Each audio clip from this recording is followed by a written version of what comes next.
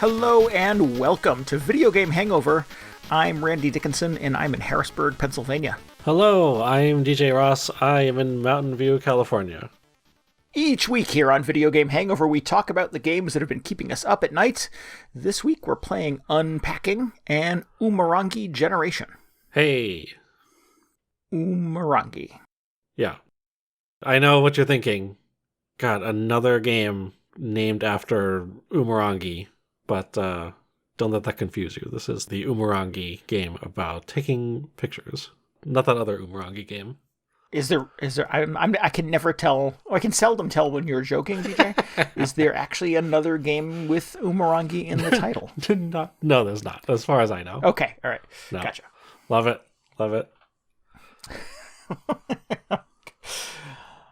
Good. Before I get baited into, I think I played that game and it doesn't exist. I remember that one. You know. Super Umurangi Brothers, I believe it was. Who hasn't played that game? Seriously. It's a classic. The start of the whole Umurangi franchise. I'm still joking. Hugely influential. Yeah. I'm joking. Cool. Well, good. I'm glad we sorted that out. Oh, man. How's things? How's life? How's your winter? It's great. Yeah. Doing a lot of the Umurangi. I don't know what's going on. I just like saying it. It's a good word. Umurangi? Yeah. Oh man, I decided to hop into the NFT market a little bit this weekend. No. Not really. No. How dare you? Not really, but just hear me out. Okay, all right. So I love that everybody on the internet has collectively decided that is not cool. Oh yeah, no, it's not good. Don't do it. But so it came out. The creator of the Final Fantasy series, Hironobu Sakaguchi, has been dabbling in Final Fantasy 14, which is kind of amusing because while he's the creator of the series, he doesn't really have anything to do with that particular installment. So he's like kind of approaching it as just like he's a regular player. But it came out this last week that he has leveled a couple of his crafting jobs, leveled them up, and now he is producing crafted items, like a little plush chocobo you can put in your house in the game.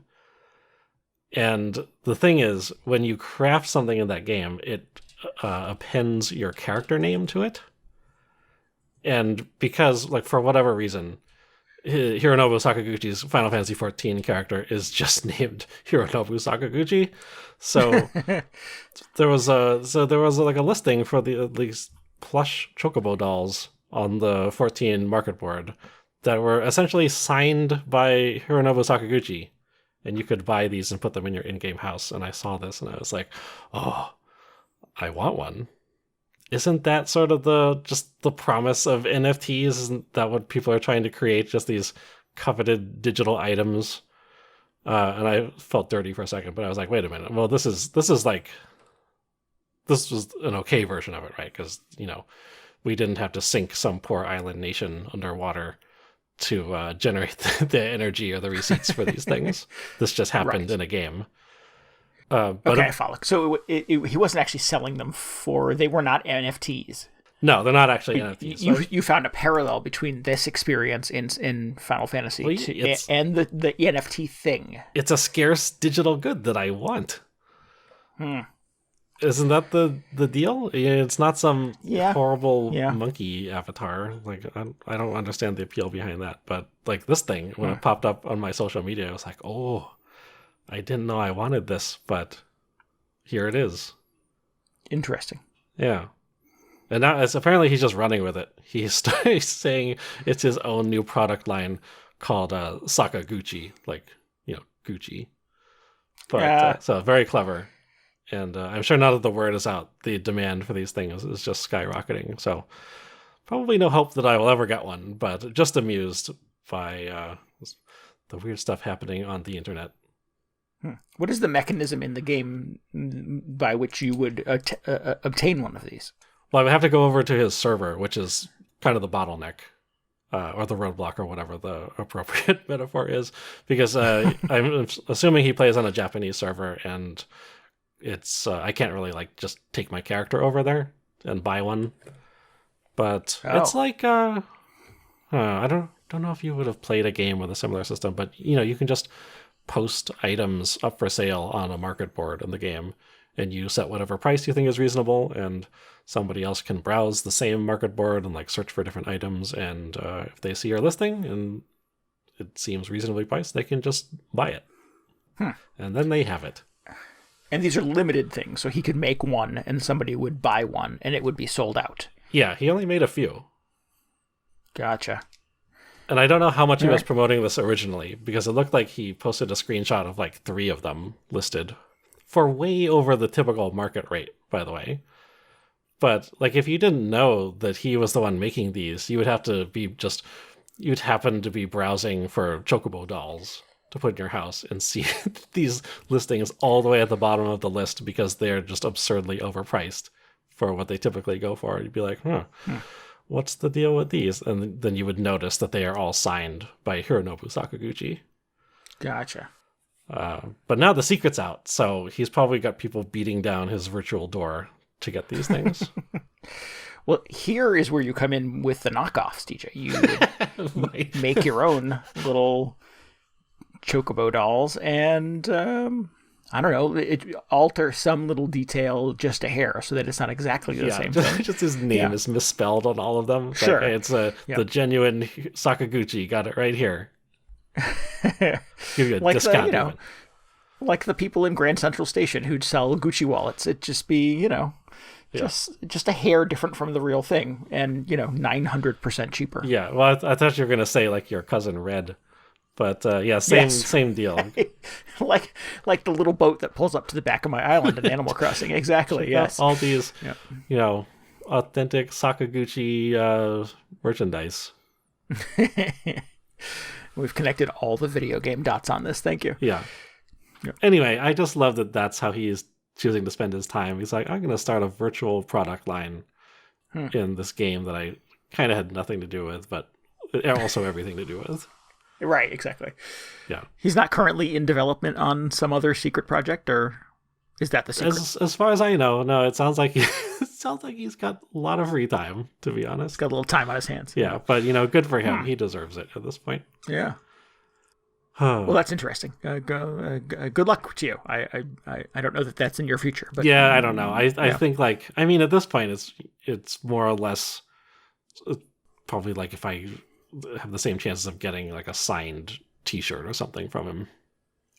It just feels a little more accessible because I was like, hey, I'm logged into this thing anyway. It's maybe slightly easier for me to go over there than track him down in Japan or wherever he is. Yeah, I don't know. I don't feel the desire for a coveted digital thing. No, I don't understand it.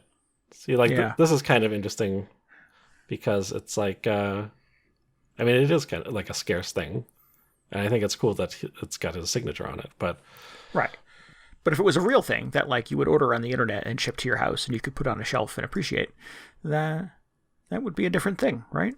Sure, yeah. Like I would love an actual chocobo doll signed by him.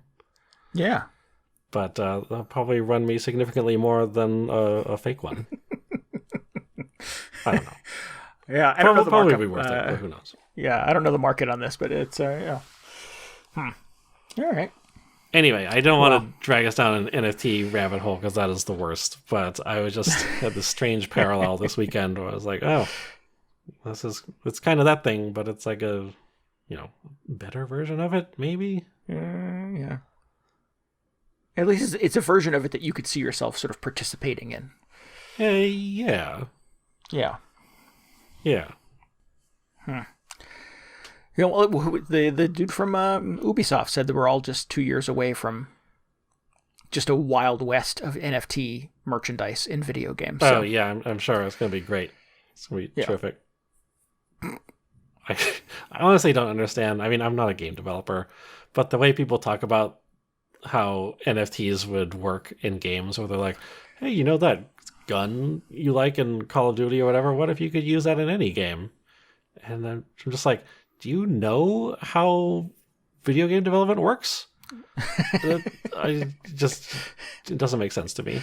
The things that people. This is also the Ubisoft future, where they're the sole developer of all video games. Right. Well, then your stuff will be in every game anyway, so it doesn't matter. You can take that machine gun from The Division and use it in, I don't know, pick another game. Candy Crush The Division. Sure, Little Big Planet The Division. Yeah, right. Little Big Division. Ugh, gross. I can't wait. Can't wait to have that gray beanie. Just every single character for the rest of my life. Just wearing that same beanie. That's it. We all know it's not going to be a machine gun. It's going to be the gray knit cap that my guy had in Division. Yeah. Yep. And Division 2. Oh, of course. And probably Division 3. Continuity is important. Absolutely. So to the topic at hand, what is Umurangi Generation? So Umurangi Generation is this cool game I played this weekend. Yeah. Like I said, it is a photography game. It's by a Maori developer, so it takes place in New Zealand. Oh, neat. And it starts you off with, kind of a basic tutorial how to use the in-game camera, because you are a photographer. It teaches you how to swap between lenses, and it gives you a real quick explanation of how to compose a shot, or just what they're looking for in terms of composition and color and stuff, and the photos you'll be taking. And I enjoyed this. I enjoyed the tutorial approach to this, actually, because it was a very positive attitude throughout. I think in the color section, where they're telling you well, if your photo has a lot of color in it, that's great. If your photo has no color in it, well, then it's just a moody photo, and that's also great. So it's sort of I kept expecting them to say oh, you need to have this and this and this, otherwise you're not going to score any points for your photo. But it's just no, you're going to take whatever pictures you want. And it will find something redeeming, some merit in whatever the composition is. Yeah, it just felt very encouraging. You definitely don't need to be a pro photographer to enjoy this. Excellent. So, and it turns out the only thing you're not allowed to do is take pictures of these jellyfish, these blue bottle jellyfish, which is you've heard of a Portuguese man of war? Yeah. Okay, so those things, which are just inexplicably littered around all the places you'll be taking photos. And that's sort of explained later, but that's sort of the one thing they tell you not to do. Gotcha. Anyway, so after the tutorial, they just sort of turn you loose on these little scenes, and you do kind of a photo scavenger hunt, where you get this list of just subjects that you need to take pictures of, which range from, take a picture of 2 boom boxes, or 3 skateboards, and a cargo pallet or something. And then you're just given more or less free reign to walk around this little scene and see if you can complete the bounty list. Is it an open world kind of scenario, like a Pokemon Snap or something like that, or you're given little? You said scene, so I'm wondering what the structure of this is. It's not quite as expansive as Pokemon Snap. I haven't actually played Pokemon Snap, but yeah, me either. So, yeah, that one I believe you're on a little tram or something, a little cart that goes around a track. I remember seeing that now. Yes, yeah. But it's not. The environments in this are fairly small. It's the size of a couple of different rooms for the average size level. But there's so much in every scene that sometimes it gets a little tricky to track down everything, because part of it is just locating the subject that you need to take a photograph of, and then sometimes they throw in some quirks. I think in one of the early scenes, it's take pictures of 8 candles or something, and then I found that you need to be standing in a very specific place and pointing your camera in a very specific way to actually fit 8 candles into the frame. Mm-hmm. So there's kind of a puzzle aspect involved with some of these. Some of them, it requires you to use a specific lens, like you need to take a picture of something with a telephoto lens, so you need to be standing very far away from it. And of course, you worry about how many of those jellyfish are in the shot, because maybe you'll have like a perfect composition, you fit everything in, but there's like a jellyfish just randomly on the table or in the middle of the shot, and you need to figure out how to reframe it so you don't get penalized for it. But very fun, kind of low pressure, just like a little photography simulator. That's cool. Yeah. Each scene, well, I really like just sort of the general aesthetic, because it's got kind of just this lo-fi, reminds me a lot of Jet Set Radio, in that it's like cel shaded, kind of that era of 3D graphics, so like PS1, early PS2, Dreamcast kind of stuff. Mm-hmm. But just this kind of similar atmosphere, where it's like a little bit punk, it's a little bit rebellious. There's a lot of like anti-establishment graffiti and like flyers everywhere. And as you begin to make your way through these levels, this larger plot starts to unfold, which you kind of get hints of in the first level, and then the second level there's sort of there's just like more evidence towards whatever's going on. Like it turns out there's some kind of like UN occupation happening in the country at the moment, and you're just like, oh, what's going on here? This is suddenly getting kind of sinister. Yeah. But it's really interesting because the scenes are more or less static. Like nobody is walking around, or there's not a whole lot of motion going on.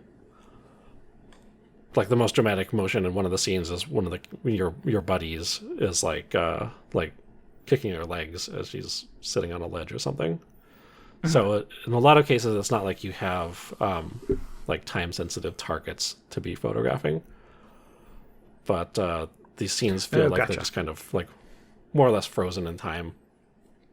But still, there's like this developing plot. So it kind of feels like as you're trying to capture all these photos on your checklist, like your scavenger list, you are also sort of like, you kind of feel like this underground, like you're a documentary photographer, or like you're working on a zine or something, and you're just trying to capture evidence of what is going on in the country during what seems like some weird chain of events. So I thought that was very unique. That really sets it apart from, like Pokemon Snap for sure. Or what was the other photography game I played? Pinko Park. Pinko Park, yeah. Like, it's doing some landscape photography, and this one feels like, oh, you're kind of like photographing the moment, on top of just, taking pictures of some arbitrary list that you've been given. Right. And so it sounds like it has sort of a text, subtext, or a plot about something that's a little more political, a little more revolutionary. Is that kind of the vibe? Maybe a little bit. I don't want to give away what happens, but yeah, it's definitely got a little. It just feels kind of edgy throughout. There's a little more weight to it. Dangerous. Yeah. Capturing a Snorlax. Yes. Yeah. Gotcha. Maybe the next Pokemon Snap can have a more revolutionary vibe to it. That would be something. Yeah. Well, I remember that's and I have not played a lot of games that had sort of like a very I don't know what all consuming like photography vibe to it. I'm thinking of Alba that you and I both played last year, the wildlife adventure. You were a lot of that was sort of timing based. You were trying to catch pictures of little wildlife critters, so you had to sort of get them at exactly the right moment, and it was not easy sometimes. But yeah, Beyond Good and Evil was the other one that I sort of go to when I think of games like this. That you're a photographer, and that had to do with a little bit of like political intrigue and revolution brewing and things like that. So you were trying to capture photos of evidence, but you were also oh, by the way, if you're out on a boat, take a picture of the fish and things like that. So yeah. Cool. That's kind of fun. I love when any sort of like new or underutilized genre of game, gets its masterpiece or hits its stride. So it's cool to hear that more developers are kind of going back to photography as the main mode of interacting with a video game. Yeah, no, I really enjoyed it. It reminded me a lot of there was like this photo mode in Gravity Rush 2 that I talked a lot about a couple years ago, where basically you're given a scene, and I forget if other players would like take these photos themselves, but basically you were given a photo and you're saying it would tell you like, hey, this is somewhere like over here on the map, and you would have to go and try and recreate it. Like really, oh no, it was like you weren't really taking photos. Okay, now I remember. Yeah, it would show you a photo and you would have to find that scene. But weirdly, it felt very similar in this because one of the bonus objectives in each stage is like as it introduces the stage, it will show you like a little postcard thumbnail of what the stage looks like. And then one of the bonus objectives is try and take a photo that replicates that image as closely as possible. Oh, gotcha. So I had a great time doing those, even though they weren't really required for each stage, because I was like, oh, this is just like that Gravity Rush thing that doesn't exist anymore. I wish there were more of these. Or like that Breath of the Wild had a similar thing where you're just trying to find those photos that they gave you. Yeah. Was it Dead Rising too, right? Wasn't that a thing? I don't remember if they had like a scavenger hunt thing. I mean, you did do a lot of photography. Yeah. But then you were just like graded on weird things, like how many zombies were getting killed in that photo or whatever. I mean, that was kind of a fun take on it. Okay, maybe I maybe missed the point, but remembered the mechanic. Yeah. Well, no, I mean, that was in. You could have fooled me. You could have just told me, oh yeah, what about the scavenger hunt mode in Dead Rising? And be like, oh yeah, I love that mode. Yeah. Was the that game The Tourist? Tourist came out a couple years ago. It's this cool little voxel art adventure game. There's this whole like you go on vacation, but there's a whole like mysterious thing that you get roped into. And one of the objectives in that is they give you a camera and there's a gallery that you have to fill with photos. It's not mandatory, it's not required that you do it, but it's just one other little fun mechanic. And since you're running around all these islands on vacation anyways, and yeah, they give you little situations, little scenarios that you have to sort of wait for the proper moment to stage, catch a surfer, catch, two seagulls on the beach, that kind of thing.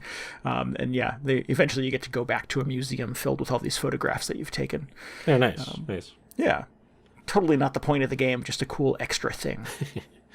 That's interesting because that is like, that whole game isn't from sort of a top-down perspective.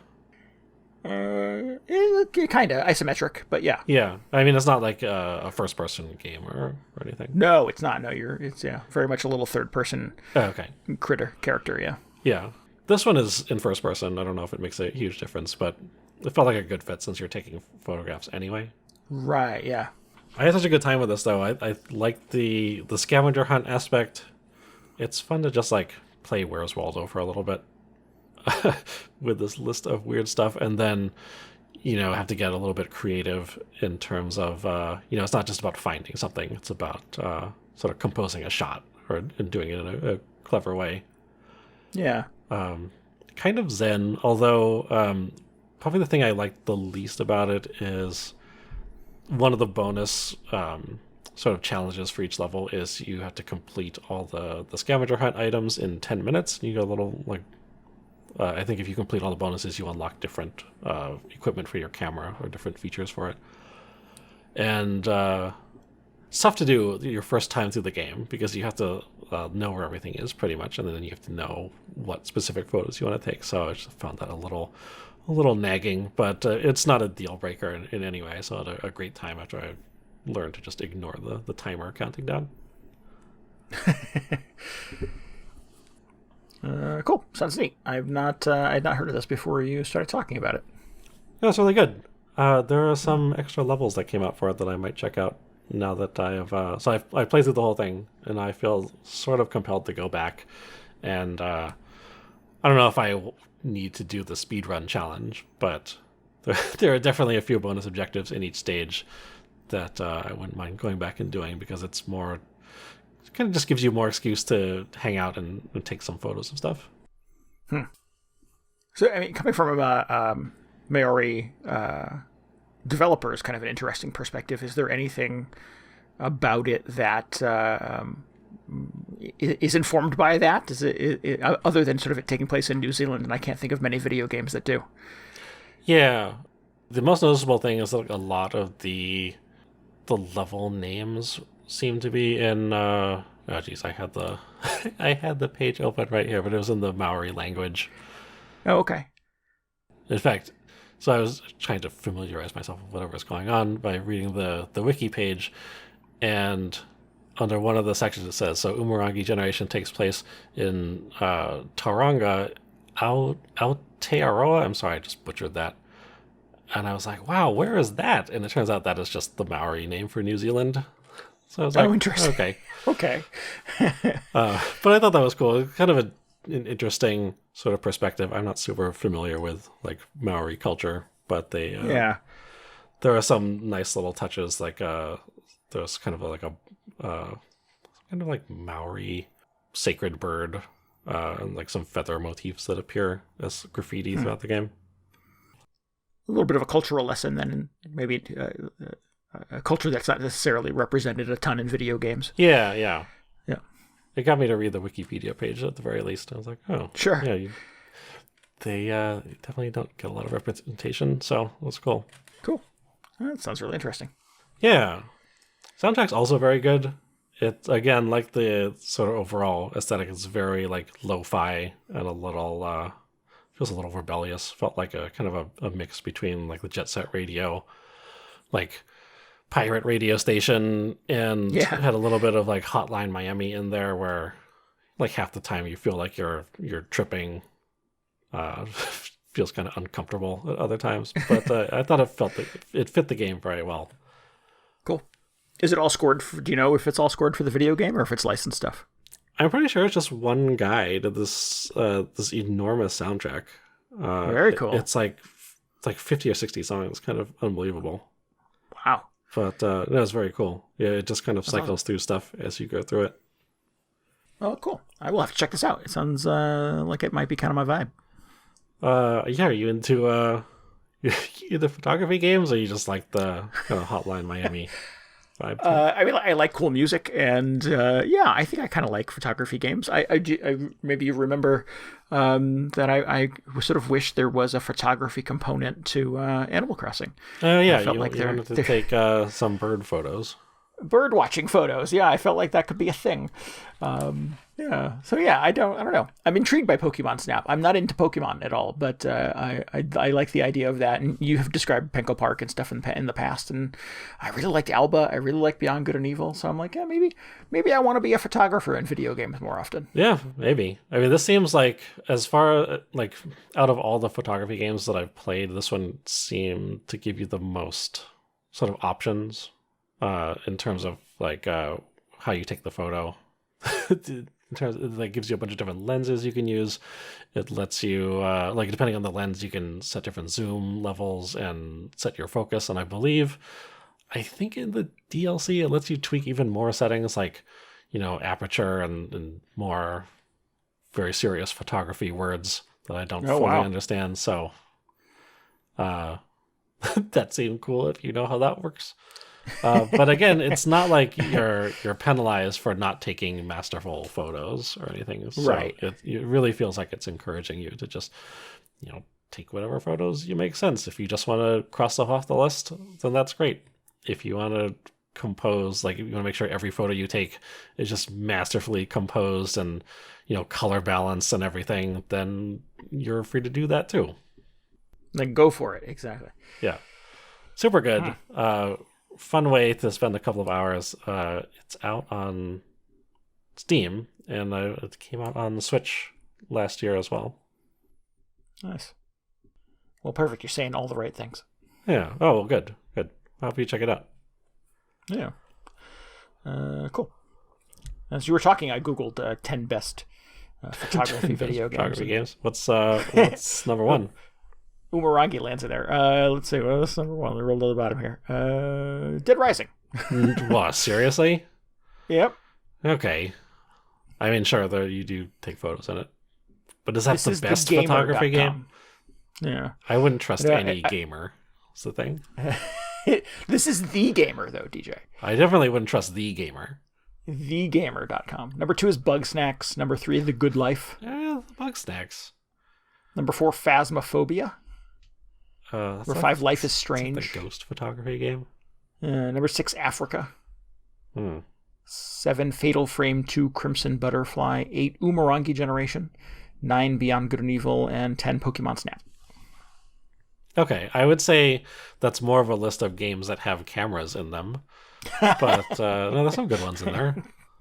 I don't know. This is Leah Isabel wrote this on November 19th, 2021. I don't know what their perspective or their gaming history is, but who am I to argue? Okay. Well, I mean, there are good games here. I can back a couple of these. Yeah, no, I mean, there are some good games in there. Also The Good Life. The Good Life, yeah. Oh, come on. I didn't play it. I have what? I have no axe to grind with The Good Life. I guess that's the I don't know. euphemism I'm looking for. Gonna get an angry phone call from Swery later. He does follow me on Twitter. I gotta be careful what I say. Yeah. Anyway, if you're if you're interested in playing the latest in the hit Umurangi series of games, I highly recommend Umurangi Generation. Excellent. The ultimate Umurangi Generation. Right, yeah. Cool. I played a video game with a fairly unique mechanic in it as well. You're not a photographer in this one. I played Unpacking. You are a person who is moving from house to house throughout the course of their life. And the worst part of moving is unpacking. I don't know if it's... Is it unpacking or is it worse? packing in the first place? Yeah. I think packing is way worse. I think so too. Yeah. Because like unpacking, half of it's already done. You're like halfway there, right? Maybe just throw out You've already moved stuff to the new place. Oh, okay, gotcha. You've hopefully, as you were packing, you were also cleaning up your life and throwing away garbage. Maybe. It just feels like less work doing the unpacking. Yeah. I would agree with that. Okay. All right. Well, I retract my previous statement then. So, well, it's a good thing you didn't play packing. Right. That sounds unpleasant. If that's the sequel, I'm out. But no, interesting. In unpacking, you don't actually pack the house; you just unpack it. So you get a little diorama of a bunch of rooms. So, like, say it's your first apartment or it's your college dorm. You get a couple of one bedroom, one living room, a kitchen or a kitchenette maybe, and a bathroom, and each you hit left and right triggers on your switch, and you slide from room to room, and each room has a stack of boxes in the middle of it. So you click on a box, you click on, and it opens the lid. You click on it again, and an item pops out. And it's a bar of soap, or it's a toothbrush, or it's a little cup that you put toothbrushes in. So you've got to put that, in the right place on the bathroom sink. Don't brush your teeth in the kitchen, God forbid. On the bathroom sink, or you're unpacking the living room, and it's just box after box of books, and you have to line them up neatly on a bookshelf. One of the fun things about this is that it's on a Nintendo device, so as you sort of move through the years, you have like a GameCube in your first house, and then you have a Wii in your second house, and then later on you get a DS and then a 3DS and things like that. That's weird. Is this only on Nintendo platforms, or they do that specifically for the Switch? I don't know. I've not compared it to. I think it's on Steam as well, so I've not compared. Someone just a big Nintendo fan. Yeah, I guess so. Maybe they're just vague enough versions of those devices that nobody gets sued. That's cool. Although Nintendo does like suing people. They love it. Yeah. Maybe just nobody played long enough. Oh, man. To get to that point. But yeah, as you're taking... That's the first thing you got to unpack. You got to get the TV, you get your Wii out there. Yeah. Hook up your toys. So you're taking things out of boxes that look like, pixel art cases that GameCube games came in. So you line those all up perfectly on a shelf all together. This person is a gamer in a lot of ways. So as you're clicking on boxes, you're taking out books that look like, Dungeons and Dragons guides. So you have to have a shelf where all those big hardcover books go and things like that. So you're trying to sort of sort their life in a lot of ways and make sure that you're sort of unpacking and building their rooms in such a way that they kind of make sense and have a bit of a flow to them. The game gives you sort of little subtle challenges that'll unlock little stickers for a sticker book sometimes that you can like sort of pull things together. There's one that I found that I really liked. As you're unpacking the kitchen, you find all the sort of things that you need to make a good cup of coffee. You find the coffee maker, you find a little bag of coffee beans, you find the grinder, you find the little tamper to push down your ground coffee. And if you put all of those together on a shelf in the kitchen, you get a little pop-up with a sticker that unlocks for your sticker book, for being a coffee fan, and making sure that all of those things are nice and neatly sort of stacked to make coffee in the morning. So this is like pretty freeform then, so you don't have to do that. You could just do a terrible job of organizing everything. Yeah, it does seem to have some sort of rules around how you organize things. So I tried, I got super frustrated as I was unpacking there. But part of the challenge of, let me go back up. Part of the challenge of packing is sort of packing your life in such a way that when you get to the new place, it's fairly easy to unpack. Like all similar things go together. So whoever packed this person's life is an asshole, because I was unpacking boxes of clothes that was like a pair of jeans, a pair of leggings, 2 Rock Band t-shirts, a button-down shirt. And I'm like, who loaded this box? Like someone should have been there as you were moving out of the place to sort of like put all your t-shirts together, all your jeans together, all your sweatshirts together. Jackets go in a separate box. Like this was just sort of like clothing, and they dumped all of the clothes in it. Oh yeah, well, just a clothes box. Yeah, what's wrong with that? No, you got to have some sort of logic, some sort of like clothes box not one, just clothes, and but clothes box jeans. 2. not just clothes, but hoodies. Have some order to it at the very least. Also, the hangers are in the same box, so you'd pull out like 3 hoodies, and then there'd be a pants hanger. And I'm like, who put pants hangers in the hoodie box? It's very annoying. So I just kept putting stuff on the bed. Like, I'm going to start separate piles. I'm going to have a pile of hoodies, a pile of t-shirts. I'm going to put shoes under the bed. And then, like, once I have everything sort of laid out and I see that I have 15 hoodies and 25 t-shirts and 2 pairs of jeans, that sounds about right? I'm going to, then I can load the closet. Because if I'm just trying to sort of fill things into the closet willy-nilly, it's not going to make any sense.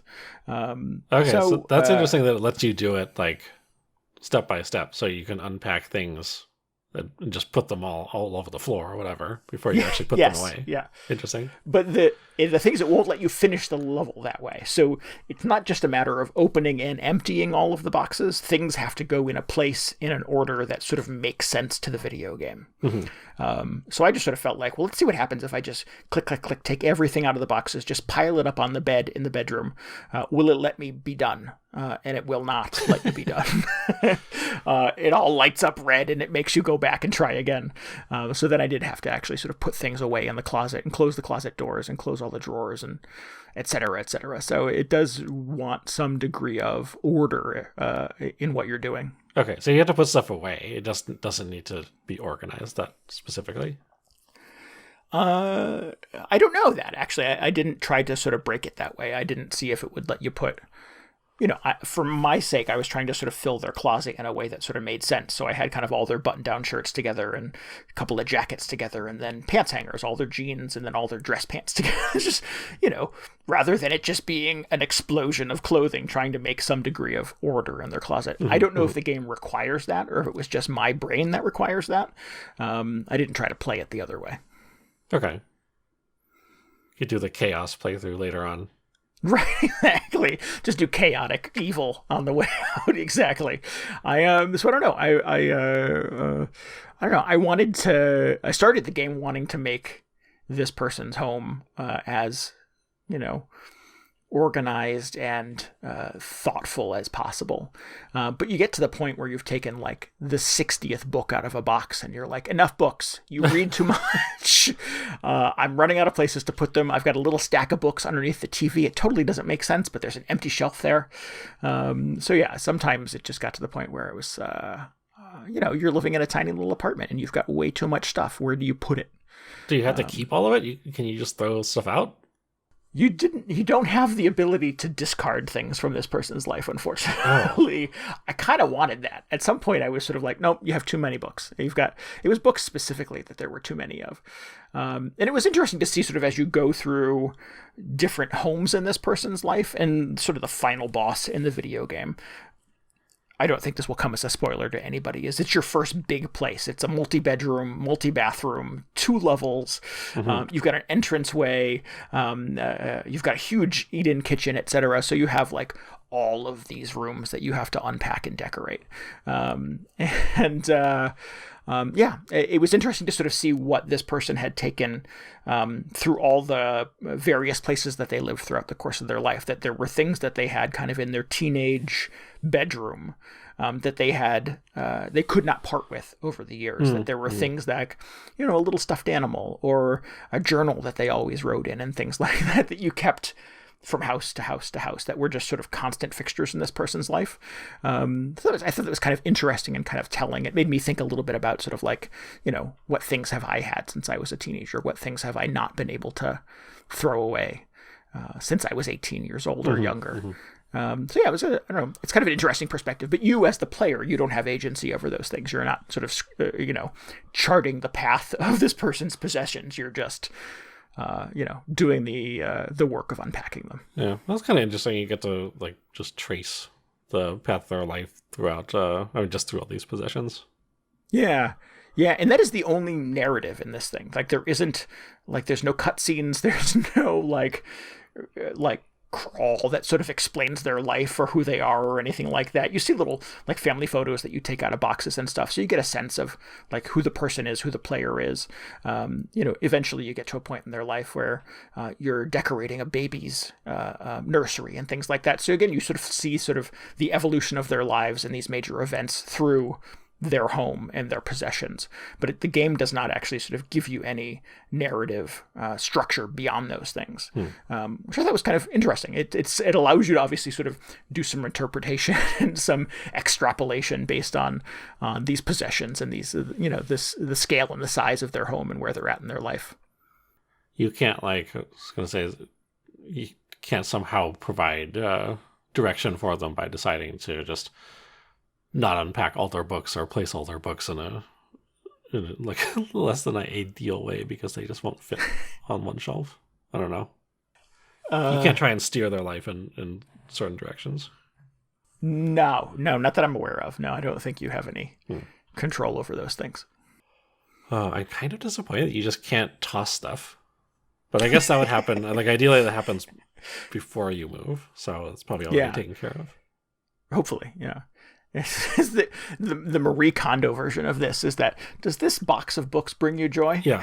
Does it spark joy in your heart? If not, we're just going to click and drag it over to the garbage can. Yeah, exactly. Like you get somewhere and you're just like, well, I've had enough. I've had enough of these books. That's it. Only stuff that'll fit on the shelf. Yeah. One of the things that I liked that the game did was the person whose sort of life you were playing through had a little collection of like travel knickknacks. They had the first thing was a little statue of the Eiffel Tower. And then the next house, there was the Eiffel Tower and there was a little red double-decker bus from London.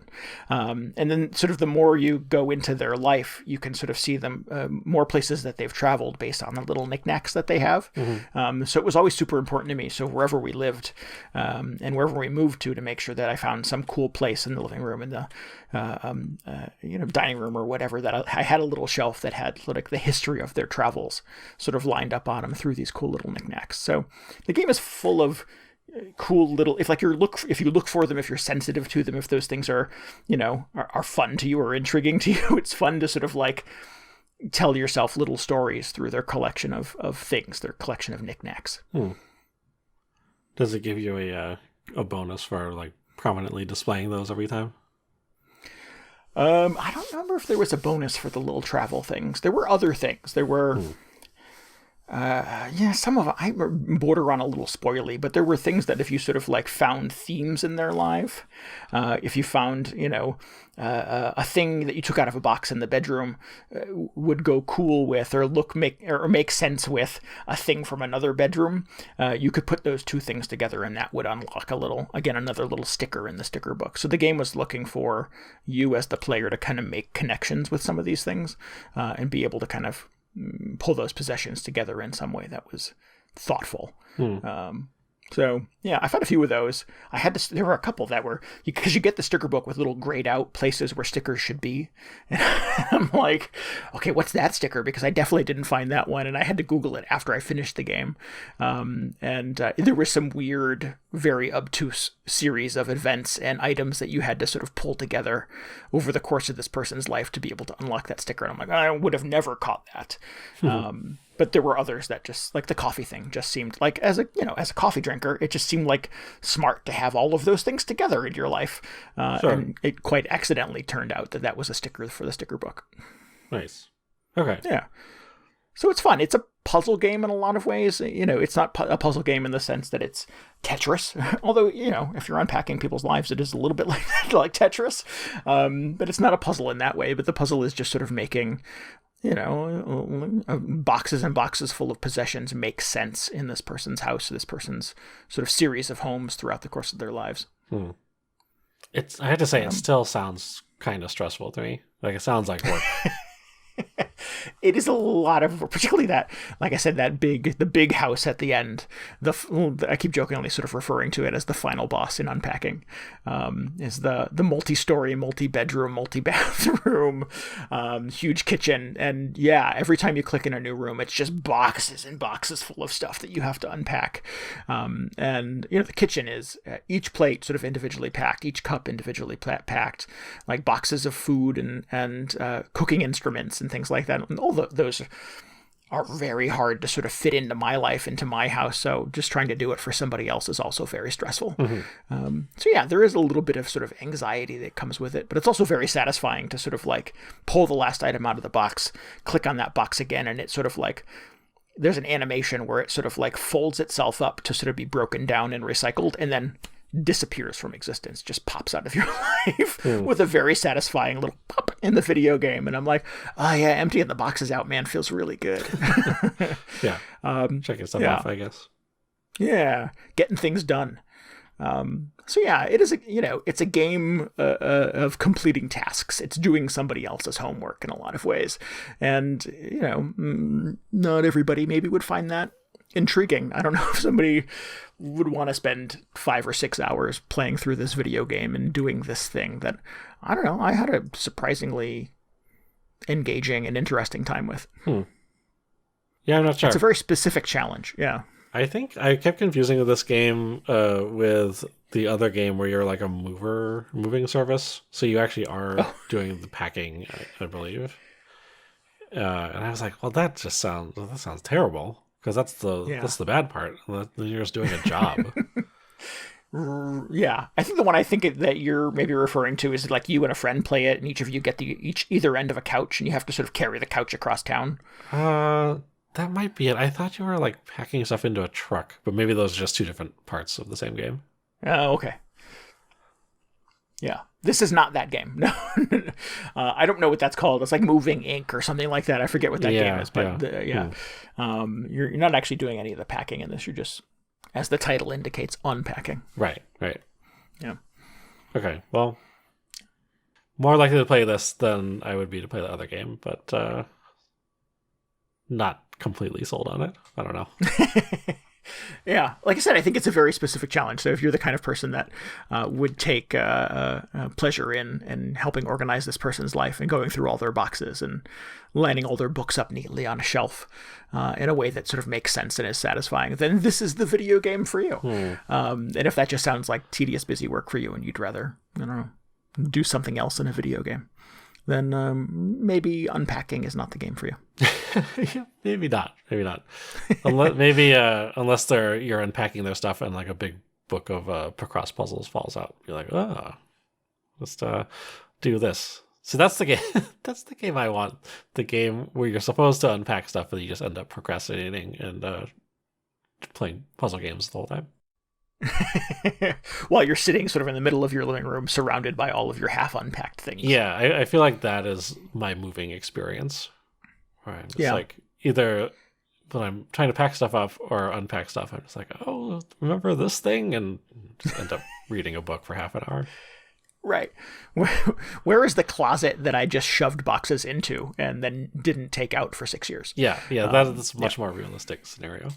That's my experience with packing. I have boxes in the loft above my garage in the house that I'm in right now that I've lived in for almost 8 years that I packed in my last place and still have not unpacked. Oh, yeah. Well, maybe now you have the, experience to go take care of it. Yeah, so I know myself well enough that if I crack the top on that and start going through those items one by one, it's going to be this whole I can't possibly throw that away. What if I need it? I haven't needed it for the last 8 years. Yeah. Right. But now that I know it's here, I need it again. No, I think it's probably better off if I don't even look inside that box and just pitch it. Yeah, I was going to say, just toss out the whole thing. Yeah. Yeah, I've actually told Sarah on occasion that listen, you're going to have to do it while I'm not home.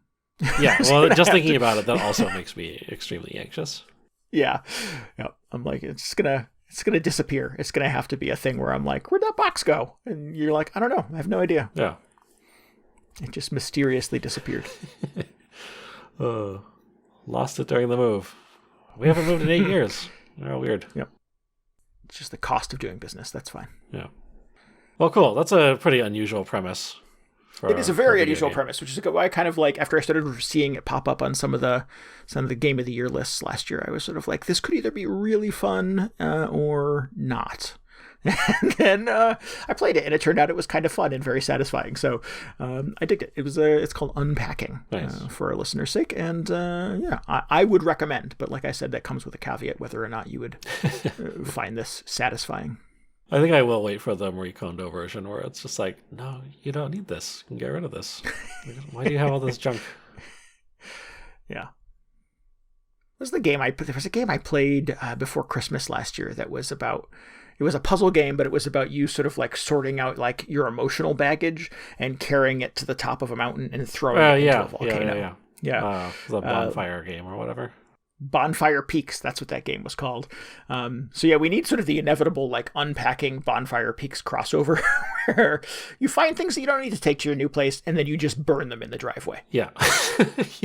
Like a sensible person would do. Sure, right. People must do that. That must be a thing. Oh, yeah. No, people do that all the time. Sure. Cool. So yeah, I think we should wrap this thing up, huh? I think that's about it. I need to go get, start up Umurangi Generation 2. Umurangi harder. Electric. See how that goes. Umurangi. Yeah. All right. If you need any more video game hangover in your brain, you should definitely follow us on Twitter at twitter.com/VGHangover. And you can always get show notes and links and tell us what you thought about this episode at VGHangover.com. We would love for you to join us on Discord. You can hang out with us, chat about video games and other fun pop culture things. You can get a link to that at VGHangover.com as well. And we would love for you to subscribe, rate, and review us on Apple Podcasts, Google Podcasts, Spotify, YouTube, and anywhere else you can get a podcast. And maybe help us out by telling your friends about the show. Yeah, helps us out quite a bit. Let's get the word out. It's one of the best ways people learn about the show. Yeah. We want to give thanks again to Protodome for our intro and outro music this week. Did you know if you open your web browser and go to protodome.bandcamp.com, you can see an entire discography of all of Protodome's other albums, and you can listen to them, and you can even give him a little bit of money and make those... oh man, this went back to NFTs. Just make those albums yours to keep.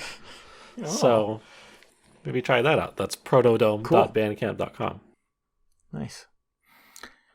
I'm going to go do that right now. I'm going to buy something from Protodome that will be the only thing of its kind. That way you can't have it, and only I have it. Yes, that's...